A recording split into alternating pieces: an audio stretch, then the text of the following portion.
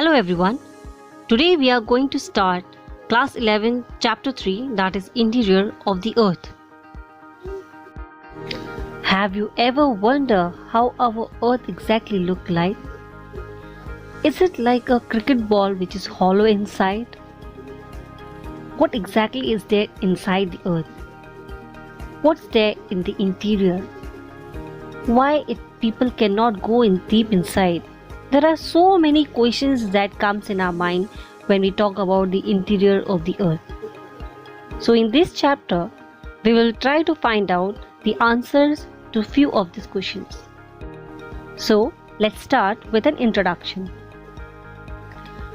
The earth radius is 6,370 km. Very deep, right? So it is not possible for any human being to reach the center of the earth. So now we wonder how we are getting the knowledge or the information about the interior of the earth. It is largely based on some estimations or inferences. There are few processes which are constantly going on inside the earth as well as on the surface of the earth, which are shaping the landscape. These processes are exogenic and the endogenic processes. To have a proper understanding of the physiographic region of any particular area, it is very mandatory to study not only the exogenic but also the endogenic processes. It helps us to understand the various facts like why the earth shakes, why and how the tsunami waves are generated, and so on. Therefore, it is very essential and very necessary for us to study about the interior of the earth in details. We get the information about the interior of the earth from various sources. These sources can be broadly classified as the direct source and the indirect sources. So let us talk about the direct source first. The direct source include the mining processes. Mining processes is the process from where we can extract some commercially valuable mineral resources from deep inside the earth. This mineral resource includes some precious stones, rocks, solid fuels, etc. So thus, it gives some direct information about the interior of the earth when we can study the rocks or the fuels that is extracted from the interior of the earth. Second is the drilling projects. The scientists world over have taken up many drilling projects, out of which two are the major. One is the Deep Ocean Drilling Project and other is the Integrated Ocean Drilling Project. The deepest drilling project till now is at Kola, that is in Arctic Ocean, which has gone up to the depth of 12 km. And like I have told you just before, that the radius of the earth is 6,370 km. You can now imagine where we are and how much we have to cover. Third direct source is the volcanic eruption. When the molten material which is thrown onto the surface of the earth during the volcanic eruption, it cools down, so then it is available to the scientists for the further analysis. So from the analysis of the rocks that comes out during the volcanic eruption, the scientists get some direct information about the interior of the earth. So these were some direct sources. Now we will study about one of the endogenic process, that is the earthquake. The term earthquake is very familiar to all of us. As we all know, earthquake is a sudden violent shaking of the ground which is caused as a result of the movement within the earth crust. This can cause a great destruction on the earth. Sometimes a sharp break in the crustal portion of the earth is found. This sharp break is nothing but fault. So this is a fault. The rocks along the fault have the tendency to move in the opposite direction. As the overlying rock strata press them and the friction locks them for some time, however, their tendency to move apart from each other overcomes the friction, and as a result, the blocks get deformed and they slide past one another abruptly, and this causes the release of lots and lots of energy.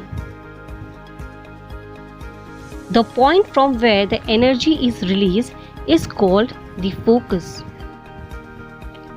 Alternatively, it is also called hypocenter. The point on the surface of the earth nearest to the focus is called the epicenter.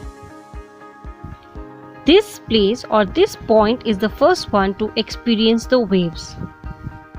The scientist and the researcher use an instrument to record the waves reaching the earth's surface. This instrument is called a seismograph. There are different types of earthquake waves that are found on the earth's surface. Now let us talk about them. The earthquake waves are of two types. First is the body waves and second is the surface waves. The body waves are generated due to the release of energy at the focus.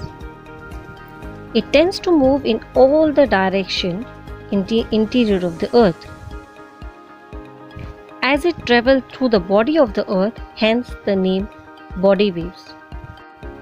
The body waves, when interact with the surface rock, it generates a new set of waves that is called a surface wave.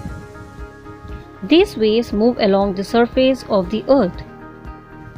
The surface waves are the last one to report on the seismograph. These waves are more destructive than the body waves. The velocity of the waves changes as it travels through the material with different densities. The denser is the material, the higher is the velocity. Thus, it is clear that the body waves moves in the interior of the earth, whereas the surface waves moves on the surface of the earth. The body waves are of two types. They are the P waves and the S waves. The P waves are also called the primary waves. It moves faster and it is the first to arrive at the surface of the earth. It can travel through solid, liquid as well as the gaseous material. The S waves are called the secondary waves. It can travel through only solid material.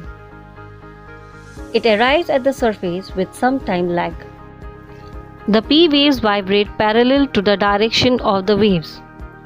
This exerts pressure on the material in the direction of the propagations. This creates density difference in the material, which leads to stretching and squeezing of the material. Whereas the S waves vibrate perpendicular to the direction of the waves in the vertical plane. Thus we can see that they create a crest and a trough in the material through which they pass. The earthquake waves get recorded in the seismograph located at far-off locations. However, there exist some areas where the waves are not reported. Such areas are called shadow zones. Through the survey, it has found that the seismograph located at any distance within 105 degrees from the epicenter and beyond 145 degrees from the epicenter records the arrival of P waves. Thus, we can say that the zone between 105 and 145 degrees from the epicenter is marked as the shadow zone for the P waves. Thus, this diagram helps you to get a clear vision of the shadow zone of P waves. The S waves, like I have told you, can travel only through the solid material. Thus, the S waves only travel through the crustal portion of the earth. The seismograph located at any distance within the 105 degrees from the epicenter records the arrival of S waves. The entire zone beyond 105 degrees therefore can be considered as the shadow zone of the S waves, which is much larger than that of the P waves.